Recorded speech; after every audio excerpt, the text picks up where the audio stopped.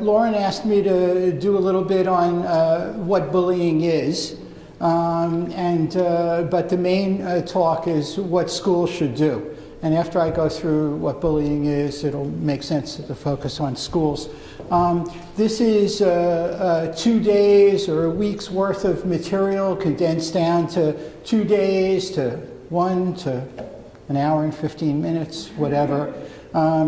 So I'm going to go through it all in a row. I'm here courtesy of 2 organizations. One of them is the Atlantic Health System. I'm based at Overlook Medical Center in the Family Medicine department there and medical education. And so they help support this sort of type of work. And but the main thing is New Jersey Coalition, which is an informal networking association of governmentals and nonprofits in New Jersey that pursues bullying-related projects. I started that the month after Columbine occurred, and it's been going since. And among other things, we helped develop the Anti-Bullying Bill of Rights, that's law, and did a bunch of other things. And we're still working on a lot of projects. Also, I'm a leader of a new thing called SEL for NJ, which is SEL is Social Emotional Learning. There's a national initiative called SEL for US, and we just started a New Jersey sort of affiliate of that organization. There's a lot going on in this field still. It's new in the United States, basically post-Columbine, so we've only had 20 years to work on it as opposed to the rest of the world. We're a little behind. I don't have to go into who that is, but it's pronounced Olveus. He's sort of the grandfather, founding father of anti-bullying work, Norwegian guy, professor at Bergen. Just because I'm going to do this in a short time, let me make the main point, which is that bullying is a phenomenon that exists in children created by adults. So in the same way you wouldn't blame a kid who didn't get vaccinated for developing a condition you wanted to prevent, that's sort of, in a sort of medical analogy way, what it is about bullying. And so the old view prior to Olveus was that bullying was something that was natural and developmentally normal and just arose in kids. We call that the Lord of the Flies myth. You take a bunch of kids, you set them free from a wonderful adult guidance and influence, and they tear each other up, and that's the nature of bullying. And in fact, almost the opposite is true, which is kids bully because they exist in environments that are inadequately controlled for violence, whether that's a family in some cases, but for the most part, it ends up being schools. You know, of course, kids are lucky to have schools. There are kids in the world that don't have that, but for the most part, whatever the youth institution is, and it's mostly schools, and certainly in the West it is, that's where most bullying both arises and takes place. And what causes bullying is what we call the culture and climate of the school. So culture is the way we do things here, the norms, how the place operates, and out of culture arises the climate of a school, and climate is the way the place feels to the people in it, even to visitors. So there's culture and climate. And this institutional culture and climate is what gives rise to bullying. In most cases, there are kids at the tail ends of the curve with conduct disorder and some other things. It's a minority. And even they calm down a lot and their behavior gets better when they're in a culture and climate that prevents and addresses these issues. So in that sense, we think of bullying as a function of what we call institutional neglect. And in fact, there's one of our we have a bunch of sub-movements all going at the same time. And one of them is we want bullying to be seen as a case of institutional child neglect, child abuse. And we want all the societal rigors that apply to child abuse and neglect to apply to inadequately prevented and addressed bullying in schools. We think they ought to be held responsible for that. So bullying has 3 essential characteristics, which is there's negative acts, whether physical, psychological, whatever, negative actions directed against somebody who's vulnerable by dint of what we call an imbalance of power. So bullying is hurtful actions directed at somebody with less power in a relationship with somebody else or other people who have more. And the other ingredient, which takes a little bit of mind reading or close observation, is that there's an intent to harm. So the main distinction, for example, between teasing and bullying, a lot of people, struggle with that, is that when it's teasing in a relationship or group, it's not always the same person getting hurt over and over by one or more of the other people. And when it's innocent teasing, there really is no intent to harm. So if somebody became very hurt, and showed that, that would interfere with the play of the playful teasing part, and other people would, they would step back and want to, get that sort of resolved, because there was no intent to harm the person. It wasn't always the same person getting hurt, and it may even have been just like one incident of, teasing if it was innocent, whereas bullying is virtually always a pattern of negative acts. In other words, in 20 years of taking phone calls on a hotline that we have at the hospital, I've never gotten a phone call where somebody said, something happened to my kid this week, and prior to that, everything was great. They were just well supported and nobody hurt them at all. That never happens. It's been always, if you just ask a few questions, it's been months, often years, of a kid getting hurt in different ways, sometimes by different people, a rotating cast of characters. The most famous anti-bullying case in New Jersey prior to Tyler Clemente's tragic death at Rutgers University was a case of LW versus Toms River School District. And that kid, it was a seminal case that caught everyone's eye to begin with, was a kid who was tortured for 8 years in a school district by a rotating cast of characters. Old ones would leave or graduate, new ones would come in while the kid was in the school. I want to make the point, bullying is very, very common. It really is the most common form of violence. There's other things, there's war, there's conflict that's not bullying, but bullying is very, very common, and the only reason we miss it is often it's not called bullying, and that's okay. It's called other things that are very, very serious.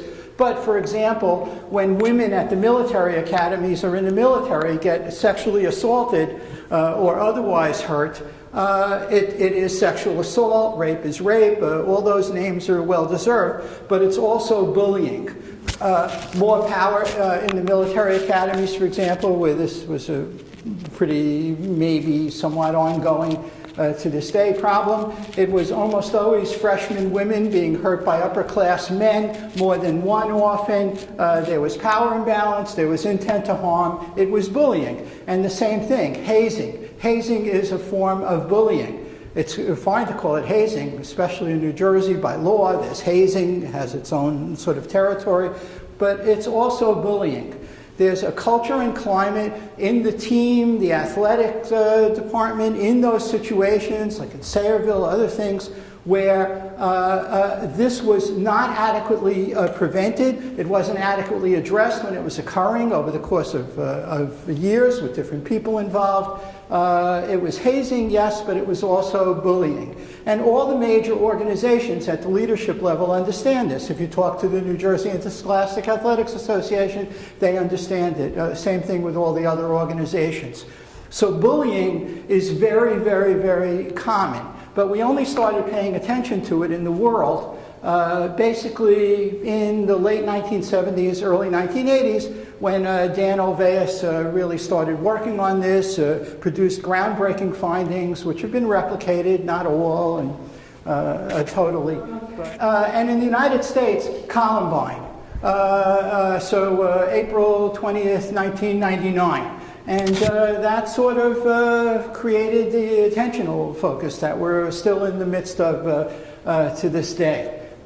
So I'm leaving out a lot, but there'll be repetition, so hopefully this will work. That's the old thing, right? That's the Lord of the Flies model. Boys will be boys. It's developmentally normal, all that. It's not true. None of it is true. It's not good for anybody. It's not necessary. It's not a growth experience. If it builds character, it does it at the cost of what's called an ACE, Bullying is an adverse childhood experience. We now have 20 years of focused research on ACEs. There's an exact correlation. It's like scary when you put up lines for ACEs, these adverse childhood experiences that kids have, and then you put next to it, you follow them into adulthood and beyond, and you look for poor health and illness experience, everything else. The lines go up like eerily together. It's and bullying, which is violence, is an adverse childhood experience.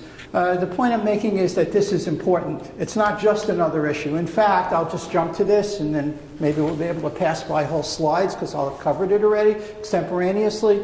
The point is, bullying, and actually one of the people who introduced from Sandy Hook Promise sort of made this point.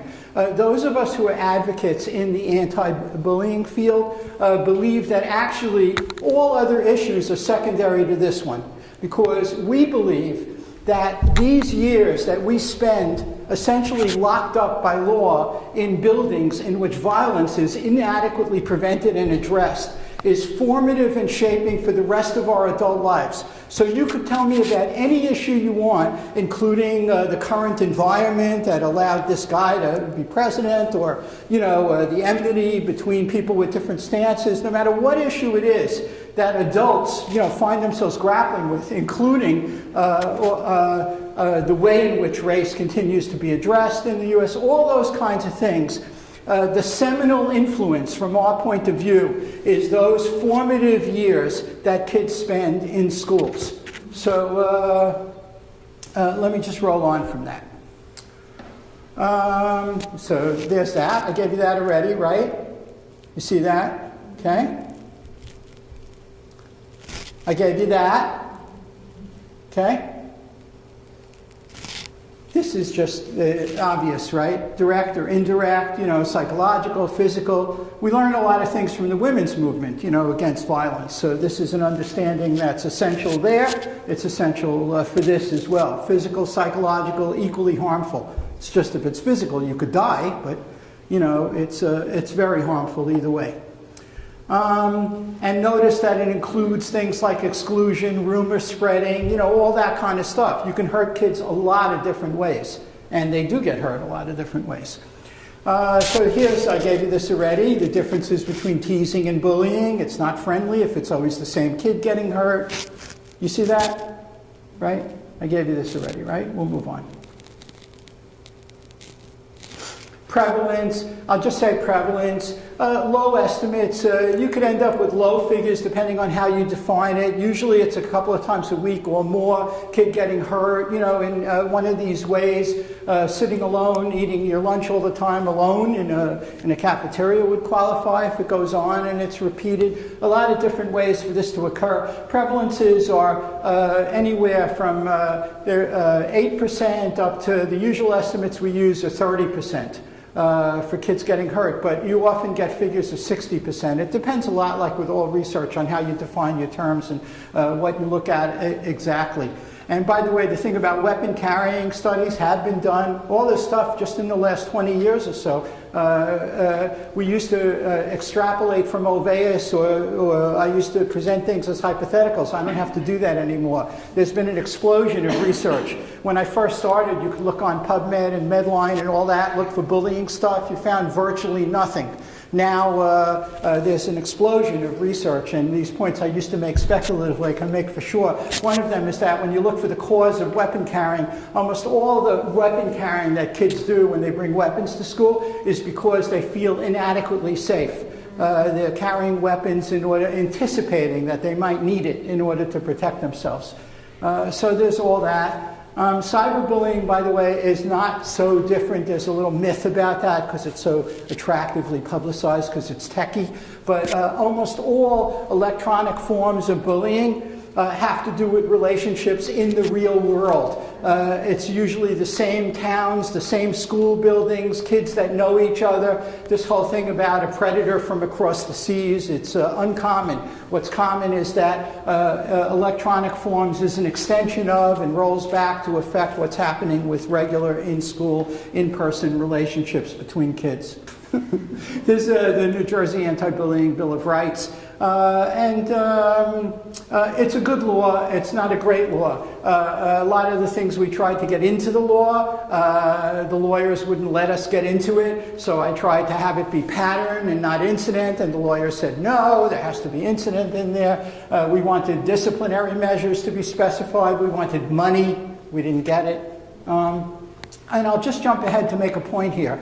There was a protest when we enacted this law in which 2 school districts, I won't name because they deserve their place in the Hall of Shame, protested that they didn't want this, they didn't want to address this because we didn't give them money.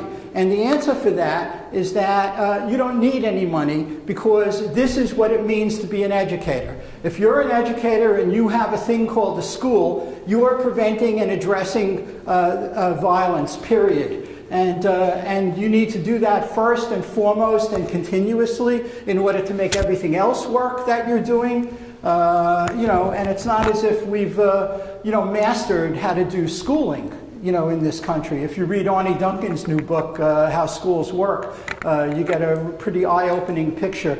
David Brooks' column in the Times this week, same eye-opening picture. This whole thing of kids going to high school in 4 years and then going on to college and getting a job is true for about 1/5 of the relevant population, 1/5. And Arnie Duncan's book is even a harder indictment, and he used to be the federal commissioner for education. Basically says that the system isn't really working because the rich get richer and the other kids don't get helped. For the most part. And New Jersey can't really stand. There's an example of that. We have a tremendous, country-leading graduation rate and college acceptance rate and all that. What that doesn't take into account is the fact that New Jersey is one of the most segregated states in the United States. So you have entire towns and cities and populations of color where, the rates are abominable for all those things. But because the rest of the population, and it's a dense state, is in nice places like this, you get those high figures. It's illusory. This notion of a hostile education environment is the thing I talked about with culture and climate. So that's all that is. This is more just about prevalence. I could go through this for 2 hours or 2 days, but I'm just going through it in another 5 minutes. I apologize, but we need to get to the other presentation. These are just examples of behaviors you can make up your own, either from your personal memories or from what you know. And people don't forget about being bullying. I've run groups with church groups and others with men mostly who can tell you chapter and verse of exactly who was mean to them and what their names were and what year it happened and who was around and did and didn't do everything. Every detail is it's in the RNA, because these are adverse childhood experiences of violence. We don't forget that. It rivets our attention. So stuff like that. More prevalence. I'm going to move on. By the way, I'll make this point. Boys are more often the perpetrator than girls are, although girls have been getting increasingly violent for the last 20 or 30 years, physically and otherwise. But still, it's more boys than girls that hurt boys in this way, and girls, it's just that distinction. But there's a lot of research now that shows a correlation between this adverse childhood experience. I mentioned it before, so I don't have to do this. A lot of correlation between having been bullied and getting sick in various ways, lifelong. Not to mention depression, anxiety, and all the other psychological things that occur, not inevitably and not universally, but at higher rates when people have the experience of having been bullied. People get hurt from this. What's that? There's weapon carrying, all that kind of stuff I just said. Gender, I just made this point. This relational, girls are more likely to use relational means. Actually, boys are doing that a lot these days. 2 trends over the last 20, 30 years. Girls getting more physically violent. You see a curve that looks sort of like that. And boys doing more relational stuff. They always did a bunch, but they're doing even more of it. The genders are blurring. Okay. More myths. The whole idea originally before Alveus, the idea was that all the people that were bullying were like Moose from the Archie comics, or he actually was, I don't know if his intent was so evil, but the idea was that kids that were bullying had significant psychopathology. They were bad, their families were bad, the communities they came from were bad, and that all turns out not to be true. In fact, the opposite is true. When kids who have identifiable family and individual and even community uncontrolled, communities, and they go through the doors of an excellent school that has this culture and climate stuff right, their behavior changes in a positive direction. It's actually pretty amazing, but this has been, it's all established stuff. Look it up. Characteristics, appearance is huge. Racial differences, LGBTQ, non-gender, gender diverse, all that. Tremendous issue for them. Religion, Muslim kids, you can ask anybody from CARES or from any of the Islamic organizations, the Sikh Coalition, kids who are Muslim in New Jersey schools as minorities are getting hurt like crazy. It's a big issue for them. Disability, special needs. Every organization that deals with these specific populations has this up near the top. In fact, once marriage equality came in, I do a lot of work with Garden State Equality and the other LGBTQ organizations, and as soon as marriage equality got done, then supposedly we were off to focus on bullying. Of course, just wait a couple of years and everything's coming undone and back, maybe, depending what happens the next few years. But it's a huge issue for all these organizations. I won't go into this project. This is the largest case in the United States. That's Sawyer Rosenstein. He was up in Bergen County.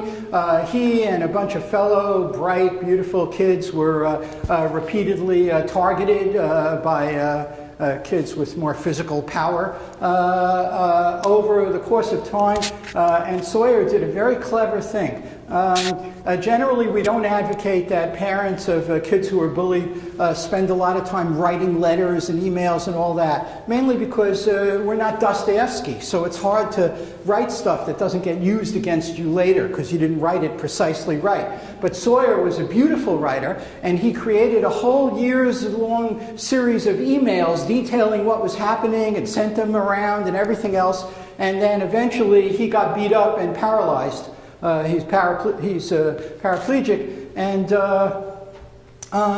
after such a beating, and got a really good lawyer, and they got, actually it says 4.2 million, the actual settlement when all the monies were in was over 5 million. That was the largest school settlement in the United States. That was a few years ago. There have been others, and that's that one. So here we are again. So the focus is on schools. It just is. It's not to say this doesn't happen in families. It doesn't happen between siblings. It happens between siblings. There was all that relatively non-evidence-based perspective from Faber and Maislish and all that about how you should just leave your kids alone to work it out between themselves. And you shouldn't interfere in their relationship. That's really bad advice. If your older kid or the bigger kid is hurting the younger one, making them cry, whatever they're doing, you intervene, you step in. So stuff does happen in families. Stuff happens other places too, but it mainly does arise and happen in schools. So it's all about, or most of it is about, what schools should do. And there's a whole bunch of slides coming, and on each one what I did is I bolded like one point we could just look at. There's a lot more on the slide, not too much more, but I bolded one point and we can get through it fast that way, okay? Mm-hmm. And then we can take questions if you've been writing them down. So here's the bolded. There has to be assessment. And New Jersey, and you can't just go, the problem with the Anti-Bullying Bill of Rights, I love it. It raised awareness, it raised expectations in parents for what schools should do. I think we did a good thing having the law. At the same time, the law is not perfect. It needs another law to correct its deficiencies, and one of them that it has inadequate assessment means, inadequate disciplinary means, no money, things wrong with it. But part of what we're fighting against, and this is one of our current initiatives, is New Jersey has a terrible, stupid law that's been in place for about, I'm not toning it down, I guess, on this, that's been in place for a decade or more. It's a law that says that if you're an educator and you want to assess what's going on in your school and what kids are experiencing, and you want to survey them and do everything else, you have to get what's called opt-in. You have to get signed parental consent. Any researcher can tell you that that basically disqualifies, it inhibits like crazy your ability to do valid research, because you inherently start out with selection bias. The people who opted in are the ones you're getting full surveys of for things like violence, everything related to that. So we're trying to overturn that law. I don't know if we'll succeed or not, but anyway. But right now, what you have, including in the law, is administrators self-report. And the main way that the Department of Education surveys is through self-report. There's this instrument called the EVVRS, Electronic Violence and Vandalism Reporting Survey, and there's some other ones as well. And they're all based on administrator self-report. And one of our, it's not a joke we enjoy, but it's sort of a sick humor, is that every year the EVVRS report gets done. The commissioner of the Department of Education goes in front of the Assembly Education Committee and reports the aggregate state data from the EVVRS. And if you look at that data, like we've been doing for the last 20 years, and the headlines the next day in the Star Ledger say bullying up, bullying down, this, it's all fake. That really is fake news.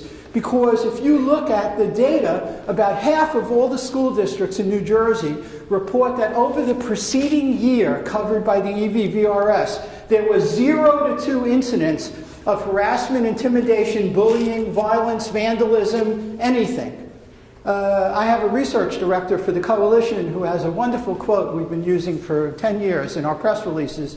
And what he says is that if that was even close to true, New Jersey would be the most peaceful geographic area that's ever existed in the history of the world. It's a good quote, you have to admit, right? It's cute. They use it in the papers sometimes. It's just ridiculous. So you have to have some other things going on. You could actually convene focus groups. You could have church-based groups. You could have other groups. The Interfaith Clergy Council could, survey the schools, collect data from parents, things like that. There's other ways to do it, but New Jersey doesn't roll that way yet. So it's all administrative self-report. This one. Every child, this is what's meant by connectedness or engagement. Every single child in the school has to be able to easily identify an adult in the school who knows them as a person, not just their grades, but knows things about them and their family and things, and that the student knows, cares about them. It sounds so simple, but when surveys are done, and people can research these things, you find very significant portions of students, as much as 40, 50, 60%, who can't name such a person in response to a simple question like that.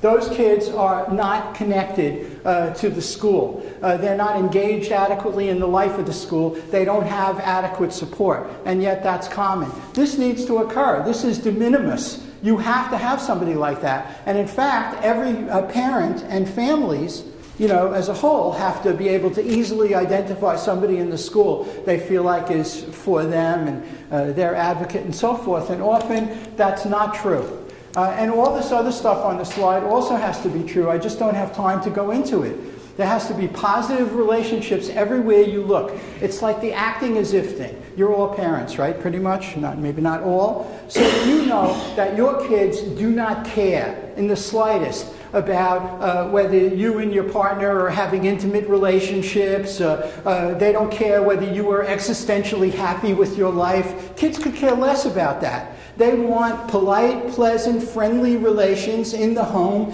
They want some structure. They'll settle for a modicum of it, a meal that's put on the table at some regular interval. That's what they want. And they need the same thing out of school. They need to look around at the teachers, and they need to be able to convince themselves that every teacher in the school likes being there, likes their job, is happy with the other teachers. So when you go to schools, and I go to a fair amount, you see metal detectors, you see the beginning when the students walk in is empty, teachers are often in their offices or, in the back.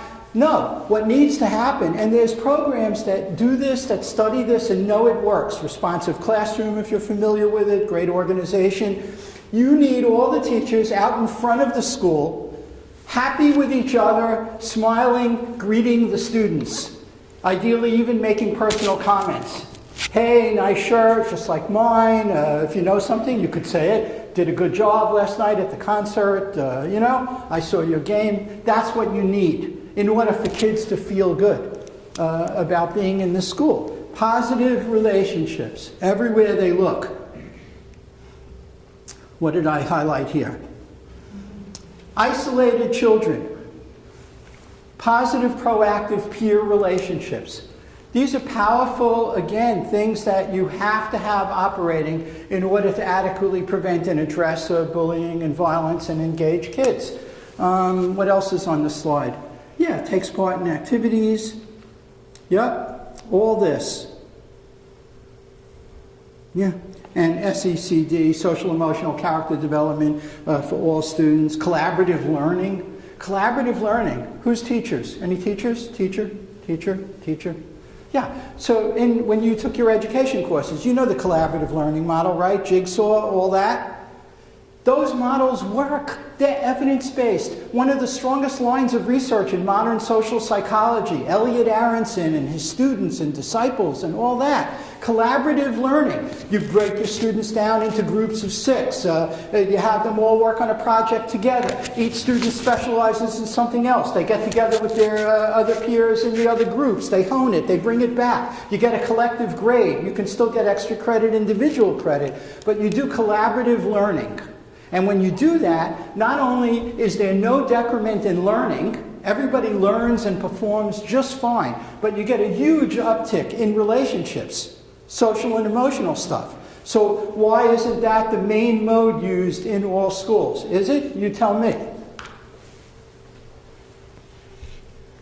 Maybe in Moorestown. Not familiar. Let's go to the next one.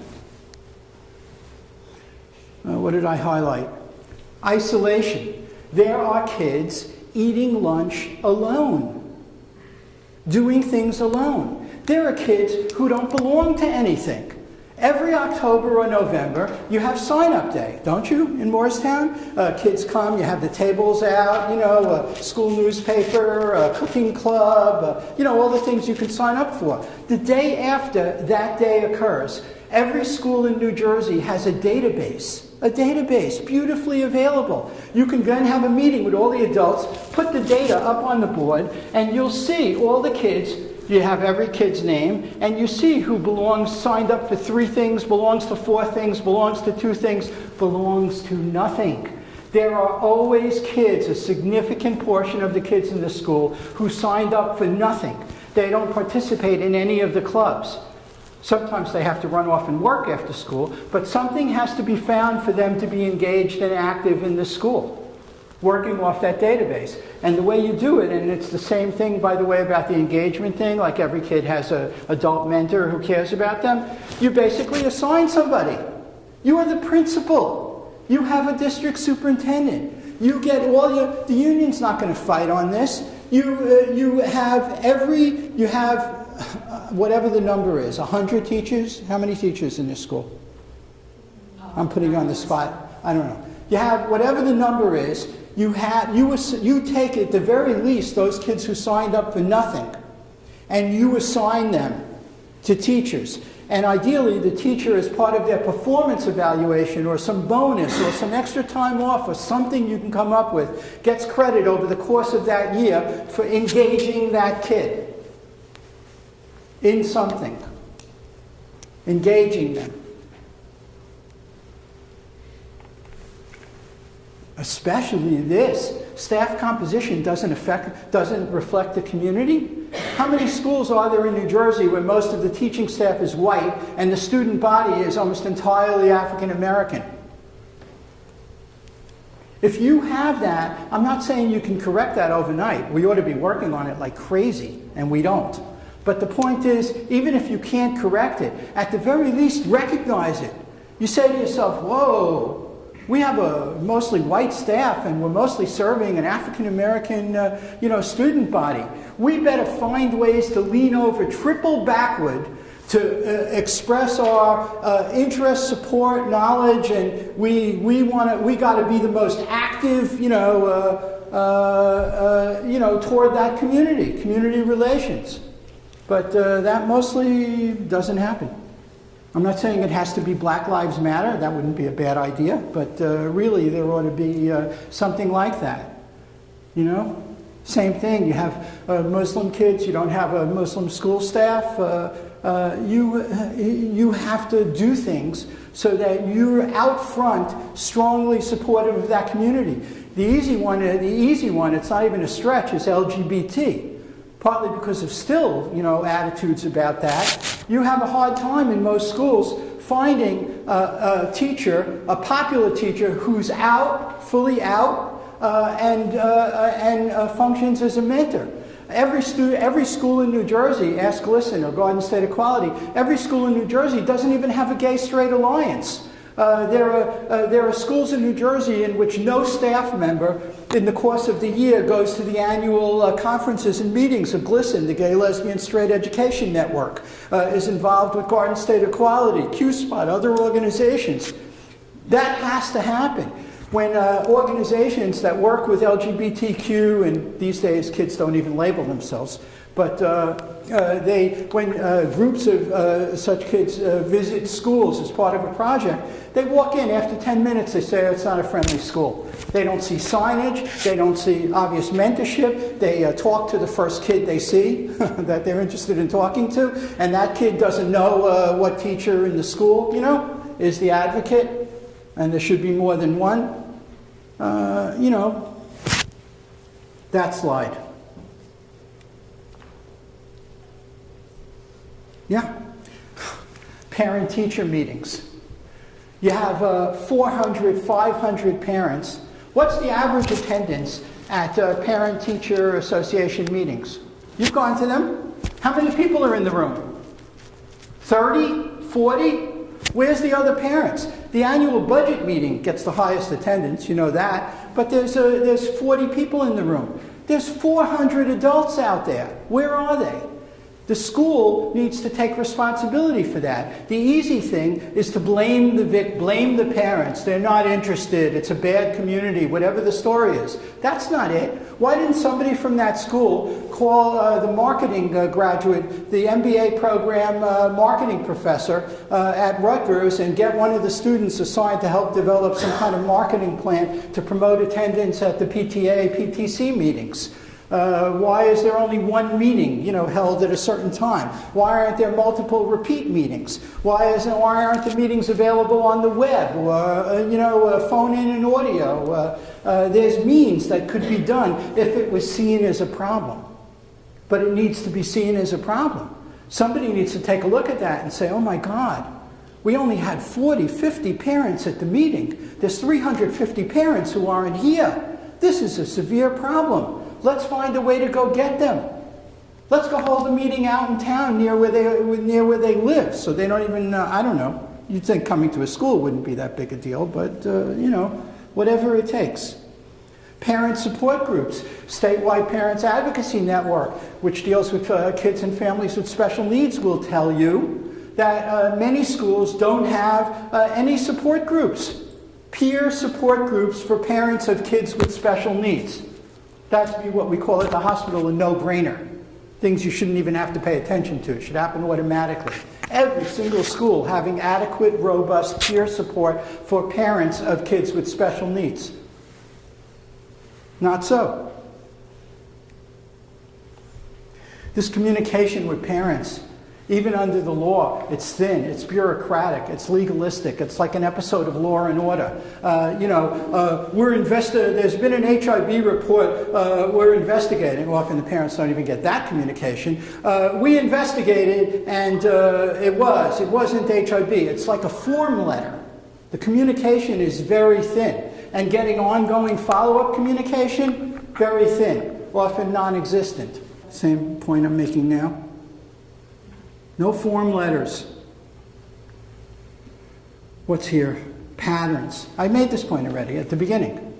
It's not incidents, it's patterns. You have to assume if a kid got hurt, if there was bullying going on, somebody at the school, it's supposed to be the school safety team led by the anti-bullying specialist. That was one of the failures of the law.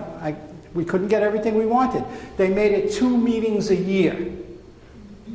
To satisfy the school safety team requirement, you have to have 2 meetings a year and you're meeting the requirement. It's ridiculous. The school safety team should be the most active team in the school, led by the anti-bullying specialists. They should be meeting every month, whatever.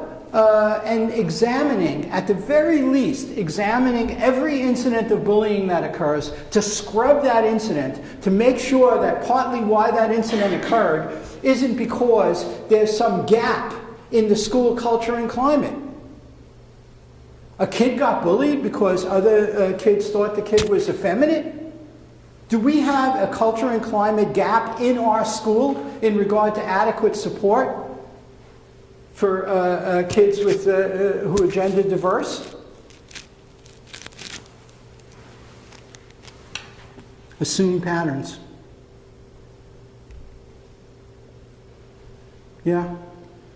I had a recent thing where, because I don't do investigations, but I get called in to consult, or I do expert witness work or whatever. I've had cases where an anti-bullying specialist was interviewed about what the responsibilities were of the anti-bullying specialist. I won't say him or her. And the response from the anti-bullying specialist was that, I do a report and that's it.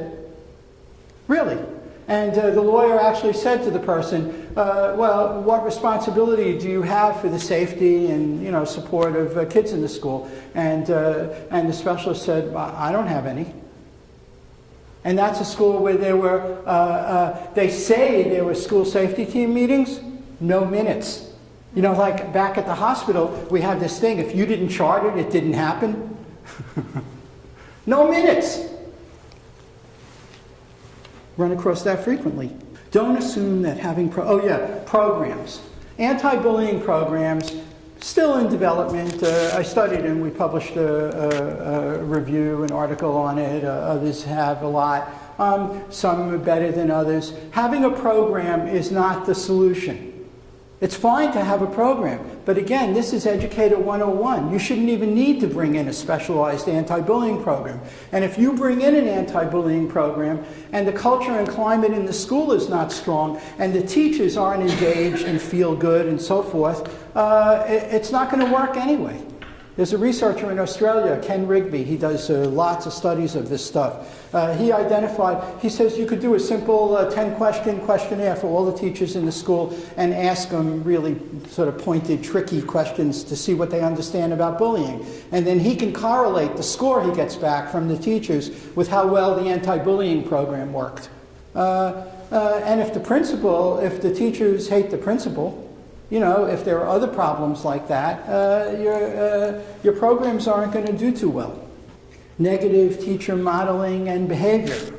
In every school I've ever been in, there's at least one teacher that every parent tries desperately to avoid having their kid in that teacher's class. And it's not because that teacher is not competent in math or physics or whatever their subject matter is. It's because that teacher is not happy to be there, or even worse, is mean. Just ask any parent in any school. Ask in Moorestown. What is that teacher doing there year after year after year? I'm not in favor of firing people, even in our organization. I don't like firing people. I always say, talk to the person, see if they can change, or find them something else to do that might suit them more. But same thing with teachers. I'm not saying kick them out of the building, unless they've really hurt people egregiously. but help them improve, to change. You can't go year after year having that teacher there with parents avoiding them. It's corrosive to school culture and climate. Everybody knows that teacher is there. Everybody knows that teacher behaves that way. Something has to be done about it. This is low-hanging fruit if you're ever in a law case. First thing you do, ask for the school nurse records. You'll see in those records, there are kids that have been going to the school nursing office over and over and over again for like diffuse abdominal complaints, headaches, they don't feel good. Those patterns have to be looked at. The school nurse has to be involved with the safety team. Every once in a while she should drop in and talk about some of the kids who seem to be getting sick a lot.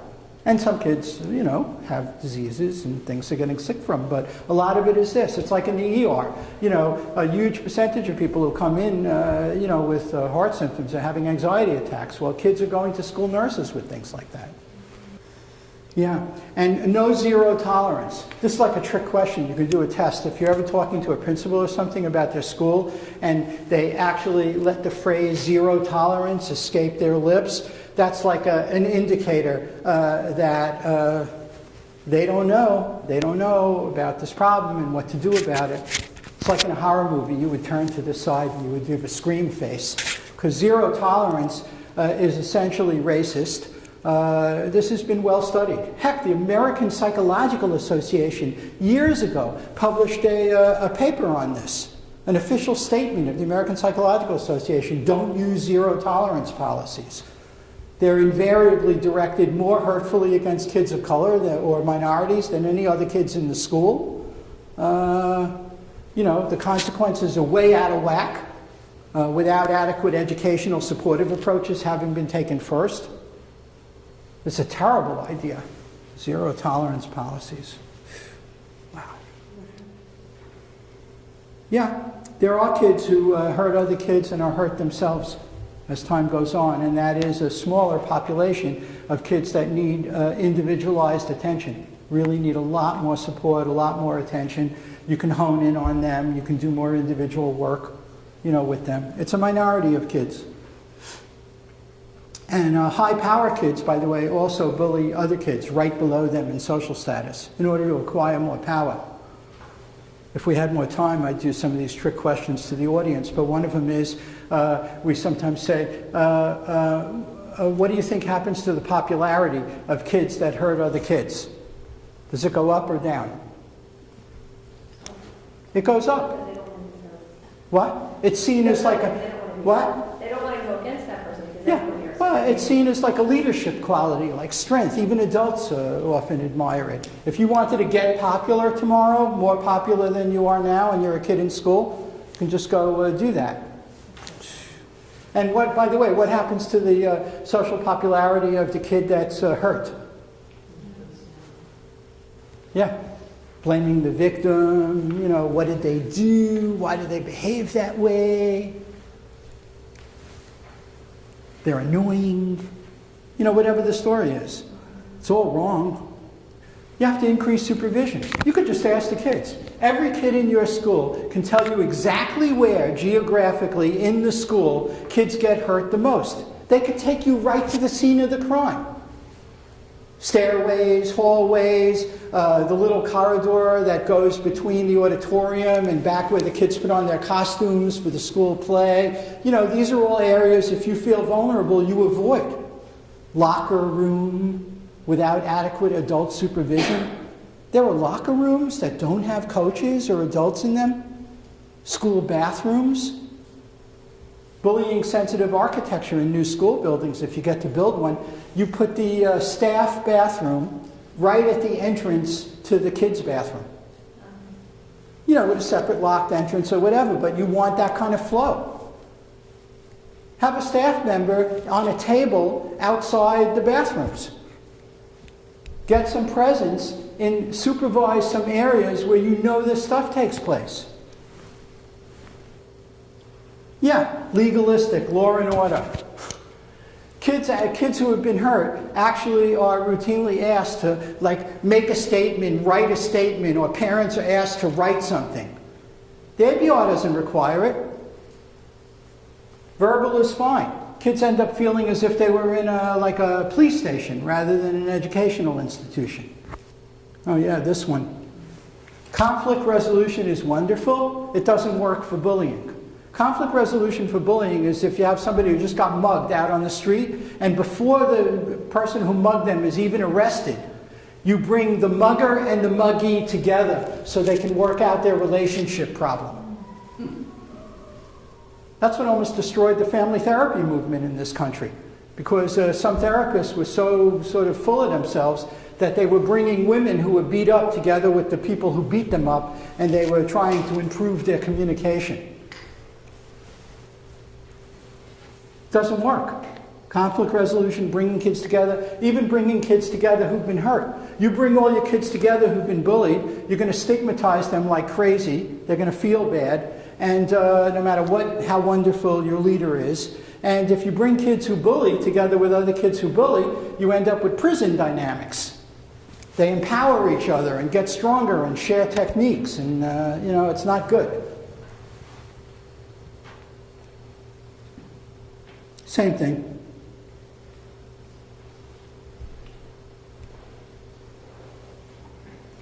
Yeah, I made this point right at the beginning. It's not mainly about bad families, bad communities, or bad kids. It's about adult responsibility for the culture and climate of the institution. Even gang behavior is facilitated by what goes on in schools.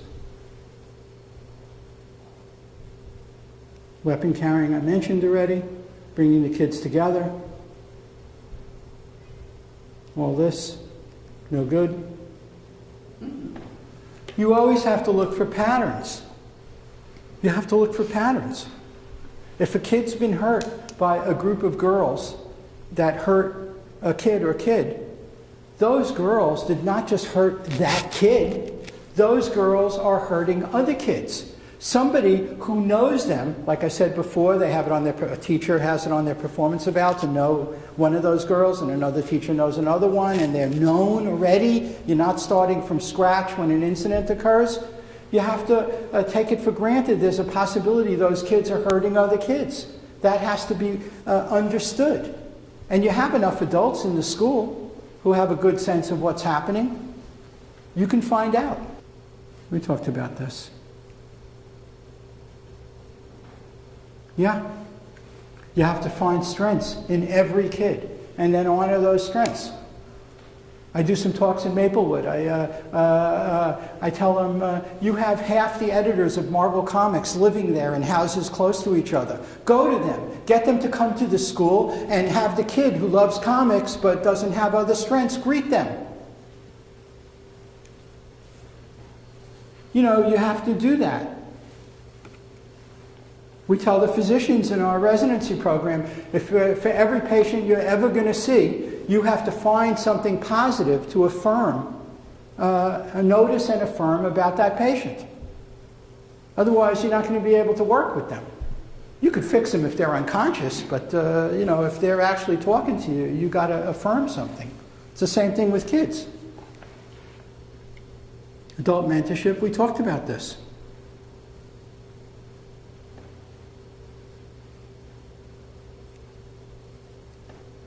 And this is the last slide. In the case of LW, after those 7 or 8 years, the mother finally got what she wanted, and the kid was transferred, LW, out to a different school, did well there, went on to NYU, graduated, doing fine.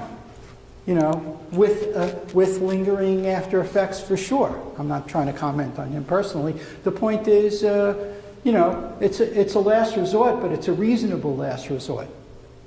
If the principal, the superintendent, the people you're dealing with, they don't get it, most people can't afford to hire the great attorney that Sawyer Rosenstein's family hired.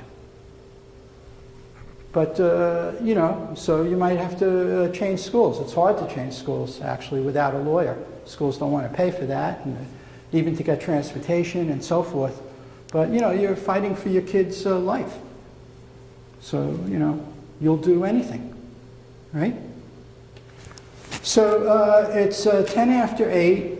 I just took you through the two things, and let me just say in the minutes to end that you can, so if you go to the website, which is njbullying.org, it's a very informal website. Some people like that a lot.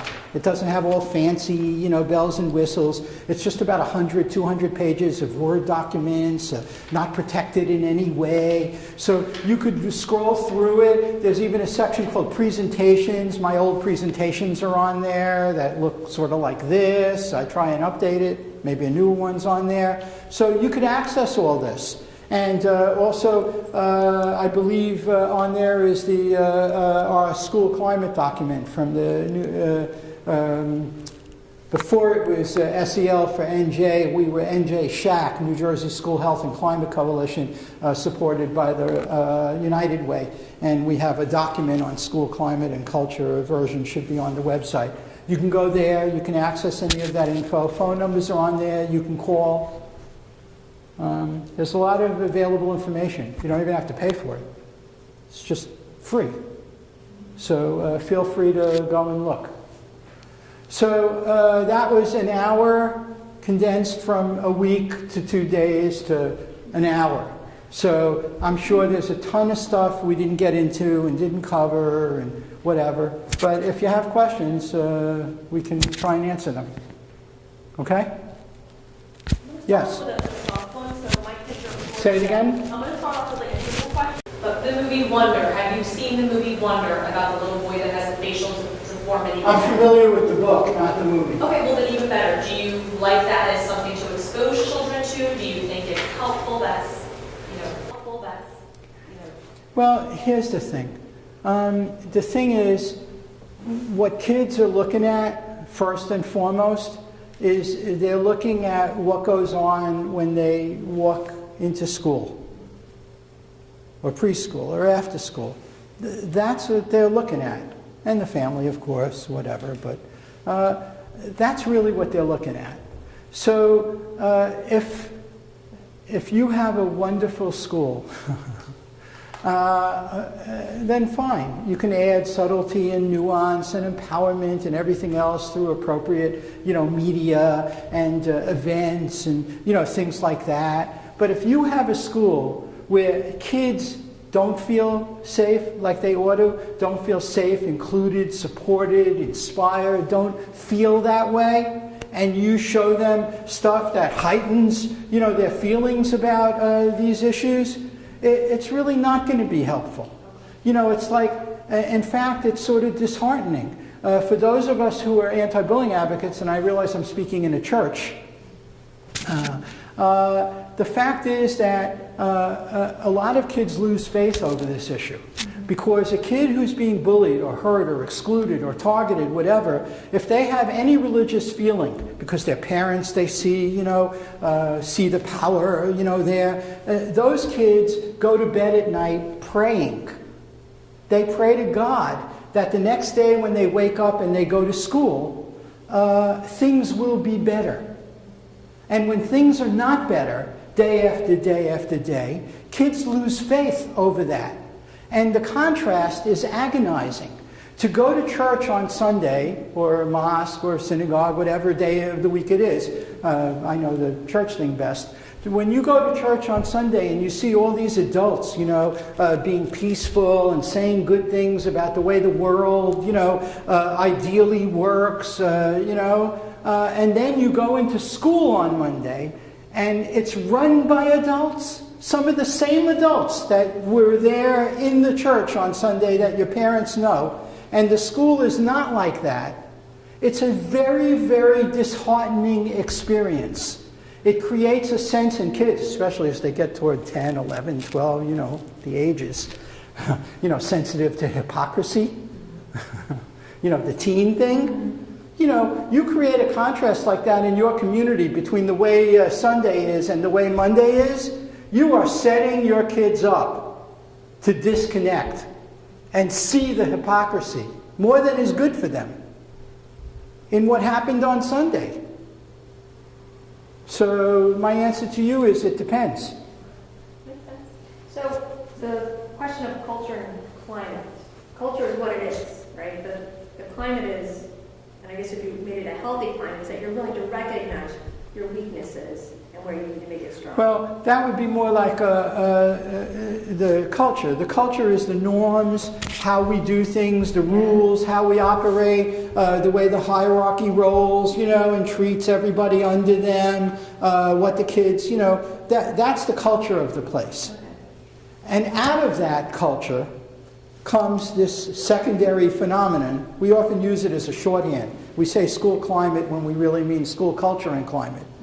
But the climate is just the way the place feels. How warm, how welcoming, how supportive, or how cold, how distant. But generally, schools, they just want to have good numbers, to some extent. Numbers? Right? Like, they want to make sure all their kids get into a college, but whether or not they ever finish that college is another story.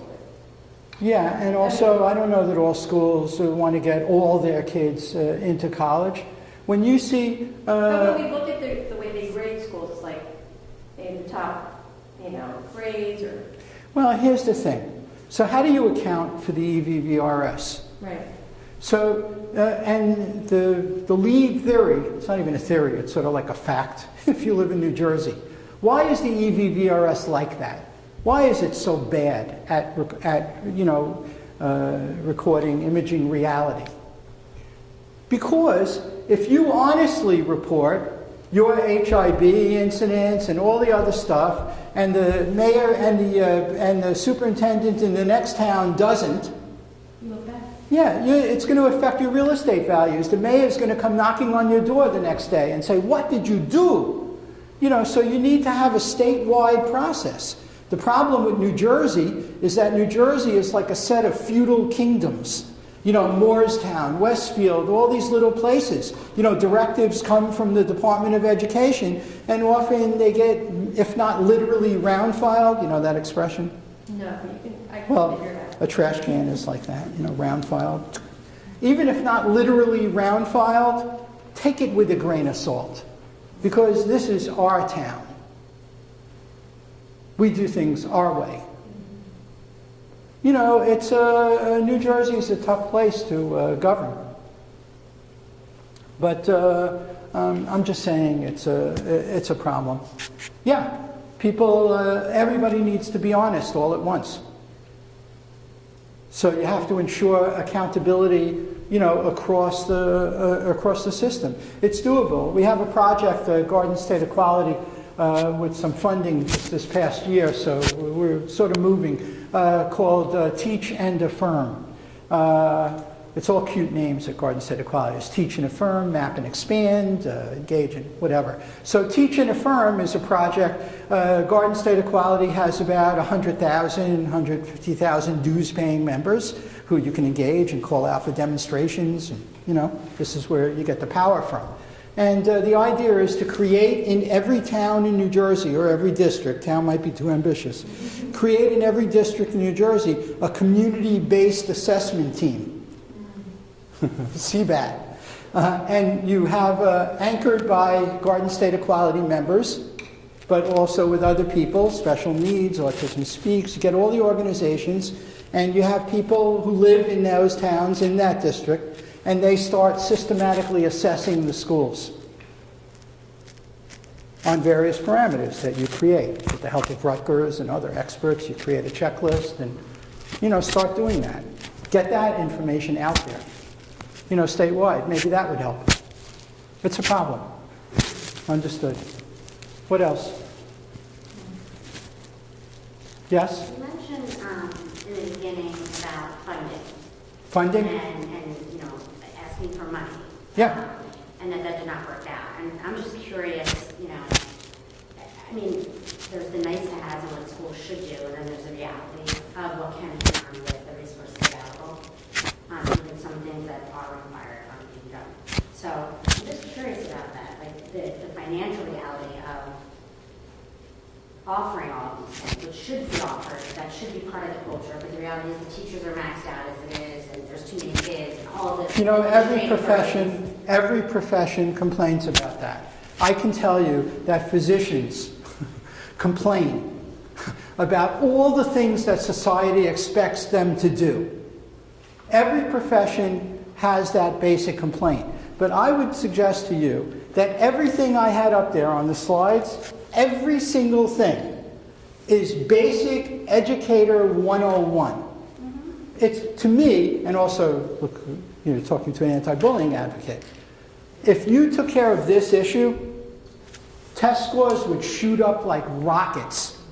Like this whole thing of teaching to the test and all that kind of stuff, and forget it. It's secondary. It's all ephemera.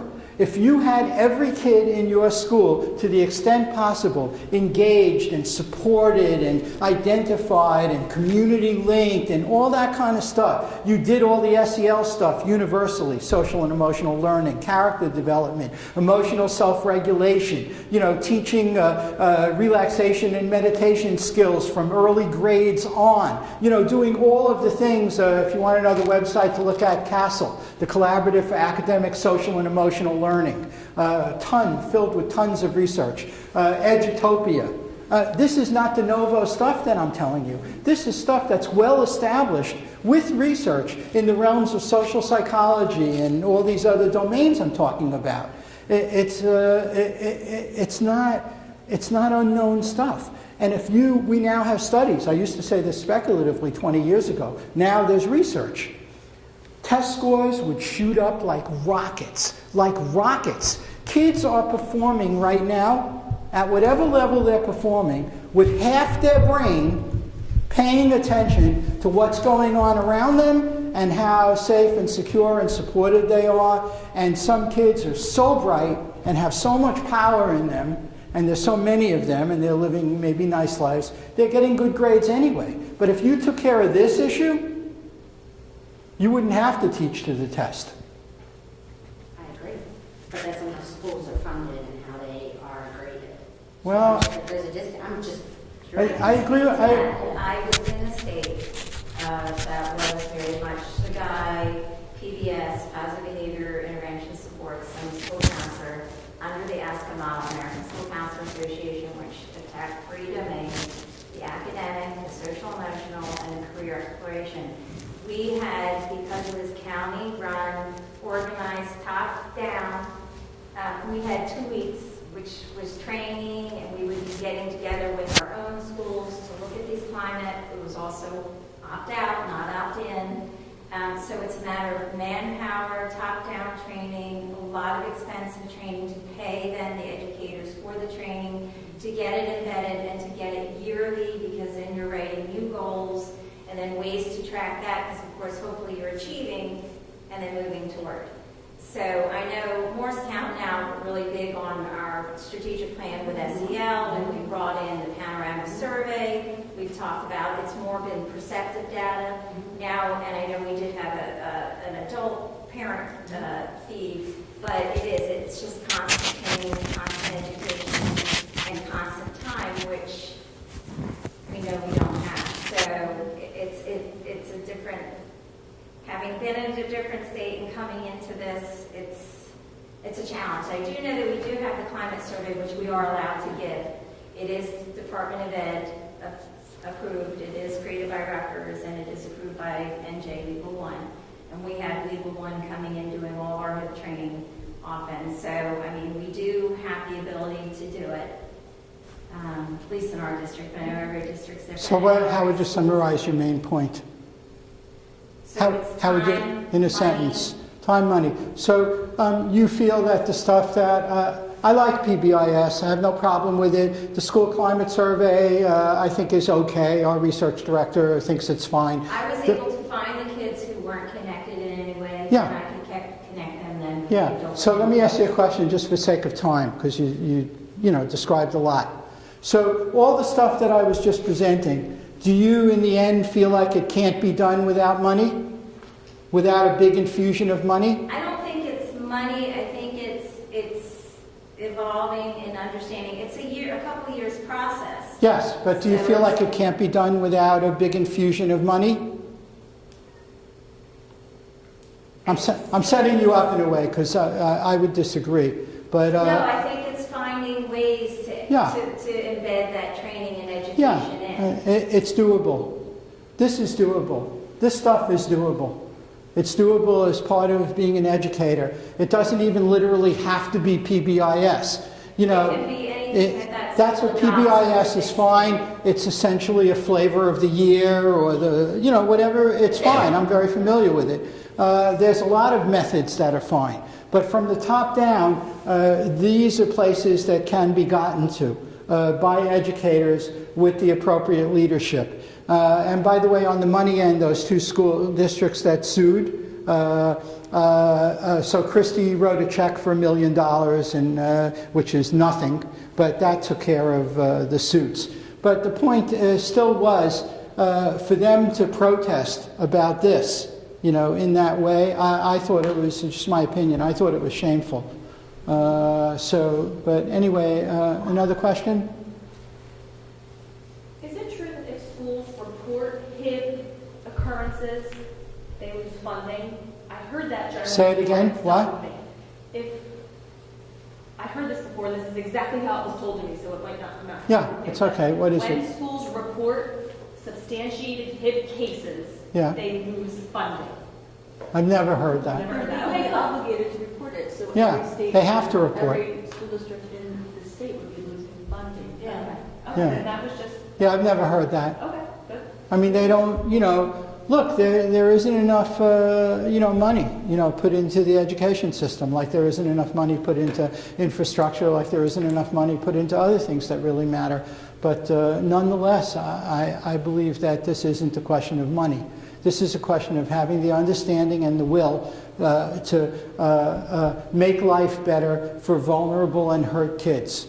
You know, it'd be like, the analogy I use sometimes is like if you came to the hospital and you got wrong-sided surgery, and we said to you, we didn't get adequately funded this year. You wouldn't accept that, and nor should you. So there's a certain level of, you know, sort of competence or professionalism or functioning that you're entitled to expect of organizations and of institutions. And if kids in a school are repeatedly hurt, vulnerable kids, I think there shouldn't be a school there. In other words, I'm not willing to say, again, I come from a rabid advocate position. I'll just say it to begin with. It's just, you know, it's as extreme as you want. I'll go there. And I do feel extreme about it. I feel like if you have kids we can identify in your school that have been getting repeatedly hurt in various ways for this year, last year, the year before, I'd rather not have a school there. Those kids are getting hurt, you know, and something should be done about it, you know, as quickly as possible, not as part of a 5 or 10 year plan. That kid only has that month and that year to suffer from. So I'm going to ask you something on an individual level, even though I know this is like this conversation sort of Yeah. at a global educator level. So my kid's in first grade, and he's getting bullied by a kid who has a pattern of bullying both in kindergarten and a little bit with my kid, but in this year in first grade. So the letter I got today was, well, we talked to him, your son and the other child, and most of the mean words are at lunch. So we're And what? The mean words such as douchebag, whatever. Oh. So are at lunchtime. So we're going to remove your child from sitting there and have him sit with other kids and bring him into lunch buddies. Is this like a modern response? Because I was a little bit at a loss for what I wanted to point out to them about the pattern behavior problem from another child. Why is my child being moved? So it's, again, just we're doing it in this context, so it's going to be hard for me to precisely answer. But the second part of what you said about them making sure that your kid is with other kids, just that fragment, that fragment sounds good. Okay. The part about moving your kid away from the setting he's in, which may have other kids he likes being with, and it's just this one kid that's hurting him, that part doesn't particularly make sense to me, but there's probably a lot I'm not understanding in your situation. There are schools, I just will say, I routinely run across who, when stuff is happening, they move the kid who's being hurt, you know, out. And on some level, as a parent, you have mixed feelings about that because you do want your kid away from, the source of the harm. But there should be an intensive focus on the kid who's hurting, who's doing the hurting. And if necessary, that kid should be, I don't know if moving that kid is going to help or not, but just there needs to be an intensive focus on that kid who's doing the hurting. Why is he doing it? What more services might be needed or interventions to calm him down so he doesn't, do that. And it really ought to be treated like an emergency. In other words, your kid's situation ought to be treated appropriate to its, the level of harm. It ought to be treated emergently. And you as a parent ought to feel that. In other words, you ought to feel that there's one or more administrators or people in the school who are just as upset about what's happening to your kid as you are. So they're not waiting for you to call them. They're calling you from, Tuesday to Wednesday. They're checking in. They're heightening their observation to make sure your kid is safe. And they're doing all this stuff not because you created these moves, as if this had never happened in the history of the school before or in their careers, but they're enacting protocols that were thought out in advance. We know some kids are going to get hurt in certain ways this coming year. We may not know exactly which kids, and often they can know exactly which kids if they do the database exercise and other things. And here is what we're going to do when that happens. We have the following roles. We're doing the things. Instead, what I see when I go from case to case with the lawyers or I go for, schools, is I see the opposite of that. I see like kids with special needs, for example, who have gotten hurt, who have IEPs, and not even one day, but for months getting hurt. And the teacher and nobody even consulted with the child study team. Nobody engaged a school psychologist. Nobody, so much that you don't see the effort. And the parents feel it. They feel like the most common call I get on the hotline, about one call a day. The most common call I get on the hotline is a parent reporting a situation in the school, and their main complaint is that they don't feel like the school is taking it seriously enough or doing enough about it. They feel like they're pursuing the school to get things done, for their kid. And that's not the way you should feel as a parent. Now, with this particular child, the problem, I've gone to the parents before, that child's parents, and addressed with them. But at this point... That almost never works, in my experience. Almost never works. It almost never works for good reason. Because you're going to another parent, and you're presenting to them an image, no matter how evidence-based and factual and real or whatever, you're still asking them to accept in their heart that their kid did bad things and, maybe is bad, to some extent or whatever. That's very hard for a parent to accept. It mostly doesn't work. Once in a blue moon, anything can work once in a blue moon. Like karate lessons don't work, but once in a blue moon, karate lessons can work. Fighting with the other kid doesn't work, but once in a blue moon, it can work. So you get these anecdotes. There's an expert out there in the field. I won't say a name so I don't get sued. I'll make it plural. There are experts out there, who advocate things like, befriending the kid who's hurting you, laughing it off, all this kind of stuff. Anecdotally, yeah, okay. Might sometime, but there's no evidence for it. It's not going to, the odds are high it's not going to work, going to the other parent. So did you say it's a normal protocol to remove the kid that's being bullied? It's a common thing. It's not anyone's, it's not on a list necessarily. There's a 36-page, 39-page Department of Education guidance document that you can pull up. It's very specific. You can just Google it, Department of Education, ABR, anti-bullying guidance. And this 39 pages comes right up there. And you can look through it. It's got very, very specific, detailed steps for schools to take. And I'm not saying it's the greatest document in the world, but I don't, but I read it once in a while. I just read it, I skimmed it today. And I don't remember seeing in there, get the bullied kid away, as one of the recommendations. Maybe it's on there, I only skimmed it. But I already gave you what I think. They should really be intensively, emergently focusing on the kid doing the hurting. And you're saying there's a pattern. So it's not de novo. This isn't the first time they've ever heard. So somebody in that school should have good understanding of this kid, a good understanding and supportive relationship with this kid's parents or family to the extent possible. You try your best. And should be consulted in this about the pattern and the way to have this kid change in some way if possible so he's not hurting other kids. I mean, if this kid has a severe conduct disorder, it's tail ends of the curve. It's like 1% or whatever it is. It's not common. But if the kid happened to have a severe conduct disorder that made him prone to sort of violent aggression, toward other kids, or, psychologically, physically, whatever, then the kid might need a therapeutic school setting and a change to that or something. That's not easy to do.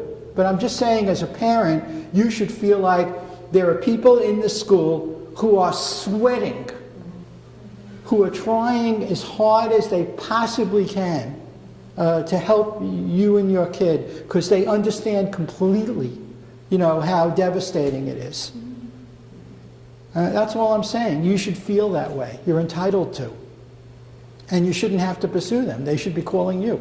You probably should get a phone call every day. Even after your kid's been transferred, you should get a phone call from somebody to ask you how it's going. And they shouldn't even need you to tell them how it's going, because somebody from the school should be checking in. Well, I can certainly write tonight that I expect that. Yeah, well, that's what should be happening. They should be checking after the incident, even if you can.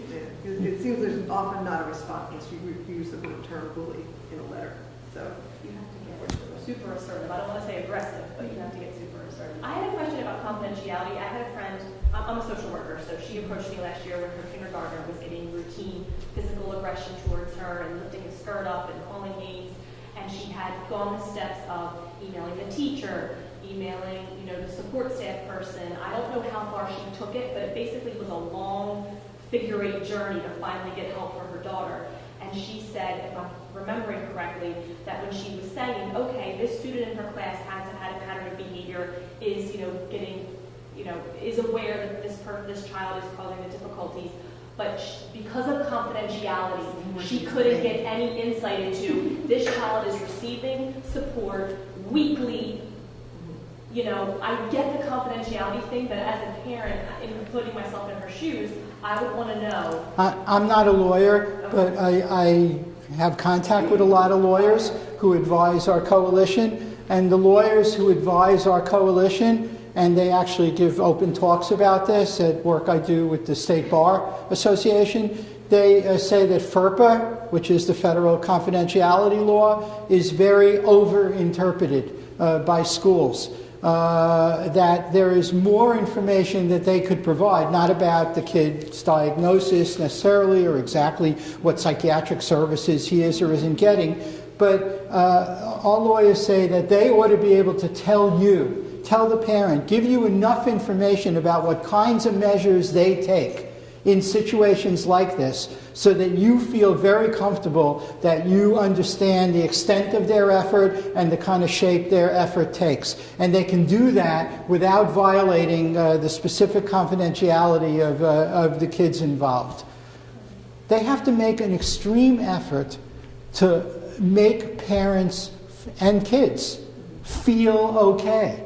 Kids don't want to come back to school. Parents feel freaked out. And schools have to do something about that so that you feel better and the kid feels better. Most of all, the hurting stops. That's first and foremost. So, that's all I could really say to that. Yeah? So in the beginning, you said that the bullying is a worldwide phenomenon. It is. Curious, is it worse in the United States than Actually, the figures are very close all over the world. and it exists in every culture and country that's ever been identified. It always has a different name. So in Japan, it's ijime, and in Norway, it's mobbing. But it exists everywhere. Everywhere that there are institutions where youth gather at any age, this phenomenon exists. And interestingly, and this surprises researchers, the rates at which it occurs are about the same across countries. There is, if you go on the web, or you even go in some of my presentations or on the njbullying.org, there's actually a slide or two that shows you the worldwide figures as of a certain date, some years ago. This information is available. You could actually these days probably Google it and it'll come up, like bullying rates worldwide, and a chart will come up, because the research is being done, and a lot of it's been done. So, but yeah, no big differences that I'm aware of. The latest I saw.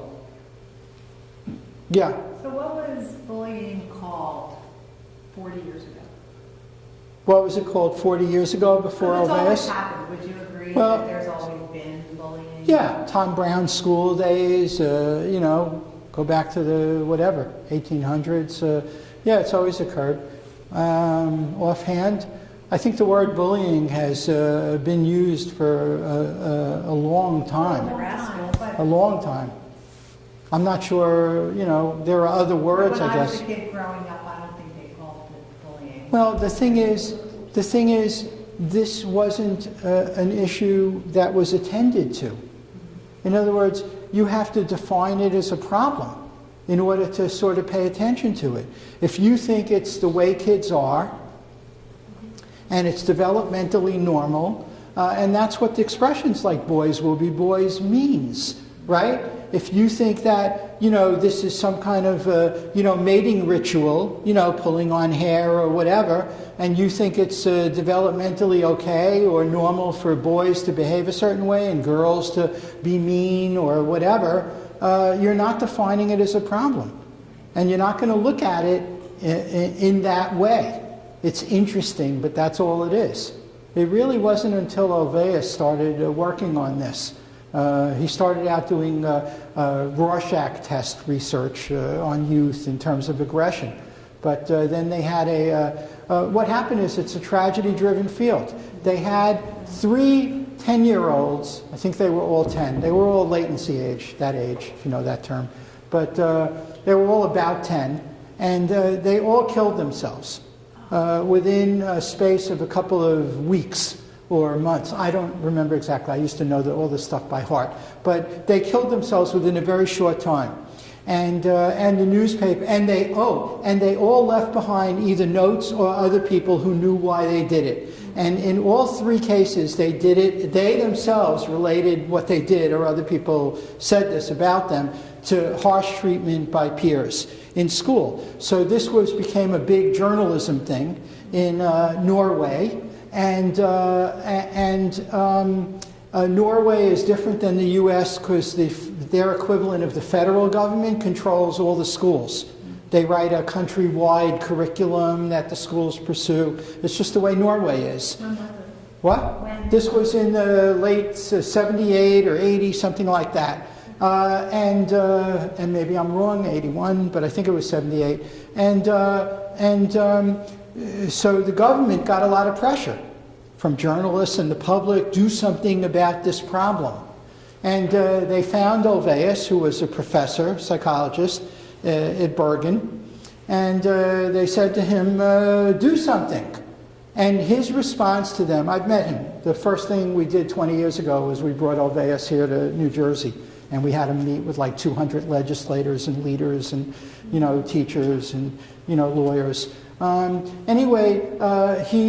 what he told me was, he told them he didn't know how to do anything about bullying because the field didn't know anything about bullying. So they basically, the government, the way he tells it, offered him a blank check, not him, but the university, and said, what do you need? So he's not crazy. He said, yeah, fine. So he started looking into it, and a lot of the seminal early knowledge that we have about what bullying is comes from that work he did in the papers he published. He's still publishing to this day. He's very prolific.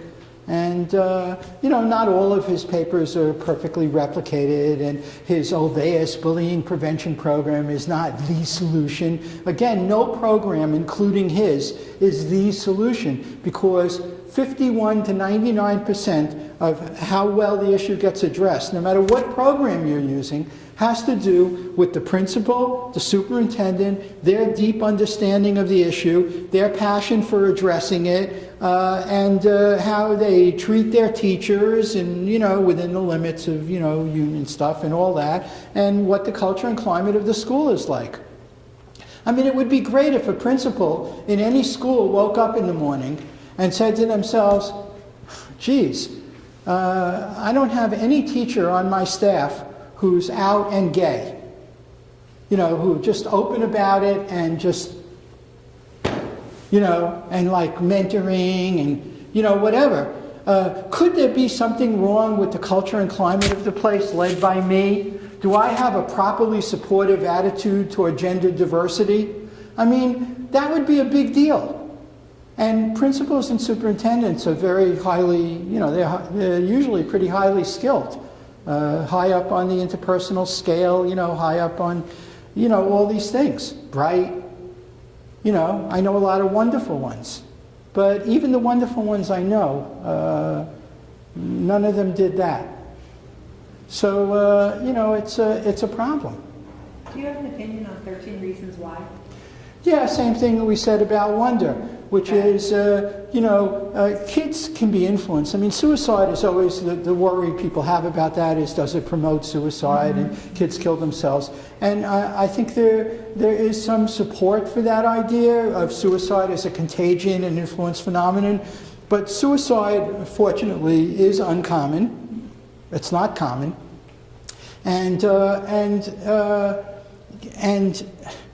It's always multi-determined. That's the phrase we use. It's always multi-determined. Sometimes you can make what seems like a very clear line, the Mallory Grossman case, other things, but it's always got multiple factors involved in it. So could 13 Reasons be one of those factors for a vulnerable youth? I think it could be, and I think there's some evidence to support that, but it's not directly. It's not like, 13 reasons, toxic poison, kill yourself. I don't think that happens. Well, talking about things that are make kids vulnerable, I let my kids have a, cell phone or, a smartphone when they were 7th grade. Yeah. And I have a 6-year-old, and now I'm like, I think I'm going to wait till she's in 9th grade. So what's your opinion? And I know she won't have a lot of friends. I'm sympathetic to, if you follow the Times, they had an article just this week. What day are we in? It's only, it's Monday. So it would be last week, I guess, or over the weekend, where they had an article in which they were pointing out that a lot of the high-end Silicon Valley types are now not letting their kids have any screens of any kind until well into advanced years, because they believe that exposure to the screens, aside from the content, that the process of exposure to the screens is toxic. So it's one of these interesting phenomena. Like when video cameras first came out, the Sony, all these cameras, people have had a lot of disposable income, bought the cameras. They were $1,000, $1,300, $1,500 more. So you had this interesting phenomena where families with a lot of resources were documenting the lives of their family. And people who had less money were not. I always was struck by that. Like, what makes those family lives worth preserving and these family lives are not, So it's sort of similar with this. The Times pointed out that there's sort of a class divide, that the resourced and rich and well-to-do, the heavy hitter families are all keeping their kids from having screens. And whereas poorer families, there's screens like crazy. TVs, babysitting, all that kind of stuff, all for good reasons. If you don't have resources, you need some help with your childcare. Screens are one way to get it. But so I'm sort of sympathetic to the Silicon Valley types. Anything else? We okay? All right, thanks. Thank you. Let's go.